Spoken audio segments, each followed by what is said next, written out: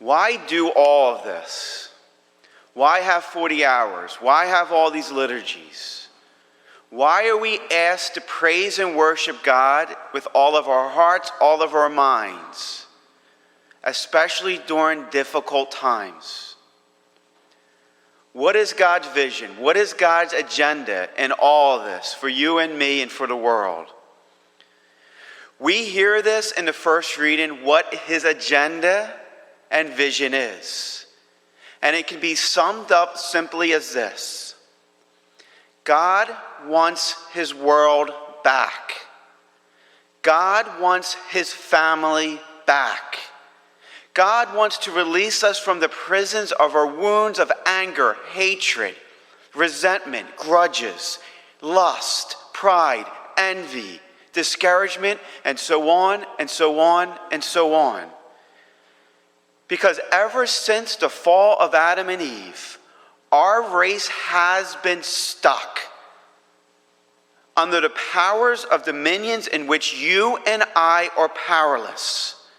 The power of sin, the power of death.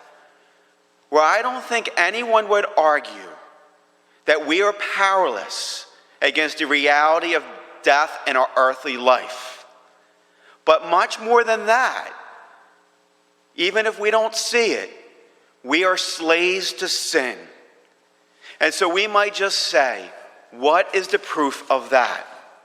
Here's the way I would answer it. Has anyone had an experience of a time not wanting to do something, but did it anyway, even though we knew it shouldn't be done? Anyone here knew the good we ought to do, love our neighbor as ourselves, maybe helping someone in need, but did not do it? Anyone here ever rationalize our faults away because they started it? Because of the power of sin and an enemy which you and I cannot win against on our own, it is which we need to be delivered from these powers. We need to be delivered from these powers. You and I can't do it on our own. That is why God became man in the person of Jesus Christ to go to war against those powers we cannot win again.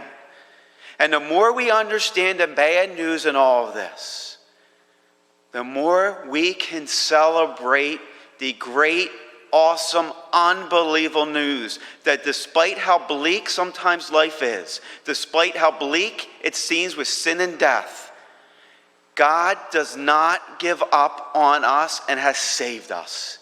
He has claimed us as his own children. At baptism, we become his children. And the more we understand his love story, especially in scriptures, the personal love story, and how he rescued us, the more we will want to be his hands and feet on this earth, willing to do anything to get his world and family back, even if it's death on a cross.